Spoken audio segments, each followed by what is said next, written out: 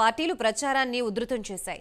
అయితే అధికార భారతీయ జనతా పార్టీతో పాటు ప్రధానమంత్రి నరేంద్ర మోదీ ఆప్కి బార్ 400 పార్ అంటూ పెద్ద ఎత్తున ప్రచారం చేస్తున్నారు. బీజేపీ స్వచ్ఛందంగానే 370 సీట్లు గెలుస్తుందని మిత్రపక్షం లేదు. ఖచ్చితంగా ఇక్కడి నుంచి మీ అభ్యర్థిని గెలిపించే బాధ్యత మేము తీసుకుంటామని చెప్పాము. ఆయన ఒకటే చెప్పారు, ఎవరైతే ఆస్పిరెంట్స్గా ఉండారో వాళ్ళందరూ కూడా బూత్ లెవెల్లో పనిచేసి ఎవరు మెజారిటీ వాళ్ళు చూపిస్తే వాళ్ళకి తగిన స్థానం ఉంటుంది అని చెప్పి తెలియడం జరిగింది.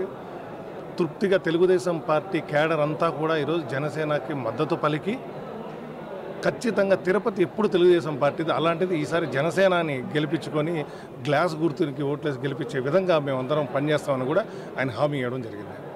జనసేన అధినేత పవన్ కళ్యాణ్ గారు ఈరోజు తిరుపతికి విచ్చేయడం జరిగింది. వారు విచ్చేసి పొత్తులో భాగంగా జనసేన పార్టీ నుంచి జేఎంసీ ఆర్ఎన్ శ్రీనివాసులు గారు ఇక్కడి నుంచి పోటీ చేస్తున్నారు. వారికి మద్దతు ఇవ్వాలని తెలుగుదేశం పార్టీ వారిని, ముఖ్యంగా తెలుగుదేశం పార్టీలో ఉండేటువంటి క్లస్టర్ నాయకులతో, ఇంపార్టెంట్ లీడర్లతో, ఇన్ఛార్జి గారు సుగుణమ్మ గారితో, అదేవిధంగా బీజేపీ నాయకులతో, జనసేన నాయకులతో అందరితో కూడా పవన్ కళ్యాణ్ పార్టీ వైజ్గా మొట్టమొదట తెలుగుదేశం పార్టీతో మాట్లాడడం జరిగింది. మా అందరికి కూడా ఆయన ఎందుకు Tirupati seat JMC RN Srinivasulu గారికి ఇవ్వాల్సి వచ్చింది, ఏ విధంగా అనే విషయాన్ని కులంకుషంగా చెప్పడం జరిగింది.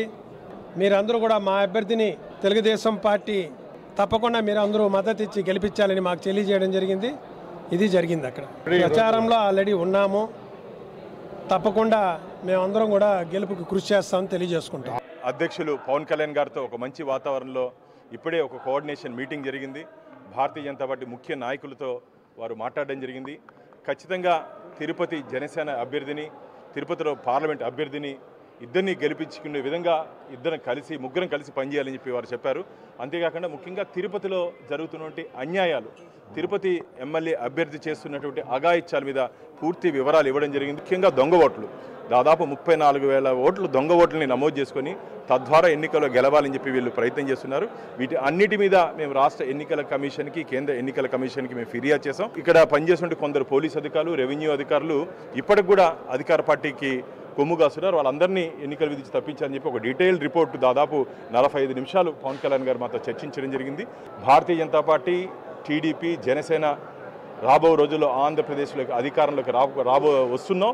ఇక్కడ అధికారులకి తీవ్రంగా హెచ్చరిస్తున్నాం, అధికారం చేతుల్లో ఉంది కదా అని చెప్పి మీ ఇష్టానుసారంగా వ్యవహరిస్తే రాబో రోజుల్లో పరిస్థితులు చాలా తీవ్రంగా ఉంటాయి. ఖచ్చితంగా జైలుకి వెళ్ళే ప్రమాదం ఉంది. ఎవరిని వదిలిపెట్టే ప్రసక్తే లేదు, ఎవరిని స్పేర్ చేసే ప్రసక్తే లేదు. ఎన్నికల రోజు విధ్వంసం చేసి విధ్వంసంతో గెలవాలని చెప్పి ఒక కుట్ర పన్నుతున్నారు అధికార పార్టీ వారు.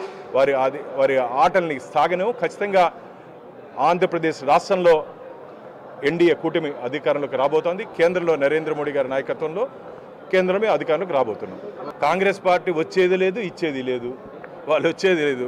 కాంగ్రెస్ పార్టీ ఒక భస్మాసుర హస్తం, ఆచరణ కాని హామీలు ఇచ్చి ఈరోజు ఆంధ్రప్రదేశ్ ప్రజల్ని వాళ్ళు నమ్మక ద్రోహం చేస్తున్నారు. అసలు 175 స్థానాల్లో ఒక్క స్థానాల్లో అయినా సరే డిపాజిట్ తెచ్చుకోమని చెప్పండి. వాళ్ళని ఒక్క స్థానంలో అయినా సరే కాంగ్రెస్ పార్టీని డిపాజిట్ తెచ్చుకోమని చెప్పండి. వాళ్ళు మాట్లాడచ్చు. ప్రత్యేక తరగతి హోదాతో పాటు ప్రత్యేక ప్యాకేజు కేంద్ర ప్రభుత్వం ఇవ్వడం జరిగింది. కాబట్టి ఆంధ్రప్రదేశ్ ప్రజల్ని కేంద్ర ప్రభుత్వం అన్ని విధాలా ఆదుకుంటుంది. సీమాంధ్రాన్ని స్వర్ణాంధ్ర చేసేంత వరకు ఇక్కడ ఉన్నటువంటి ఎన్డీఏ ప్రభుత్వం, కేంద్రం నుండి భారతీయ జనతా పార్టీ ప్రభుత్వం ఆంధ్రప్రదేశ్ రాష్ట్రం కోసం, ఆంధ్రప్రదేశ్ ప్రజల కోసం మేము ఖచ్చితంగా రాబో రోజుల్లో అభివృద్ధి కోసం మేము సహాయ సహకారాలు పరస్పరం అందించుకుంటామని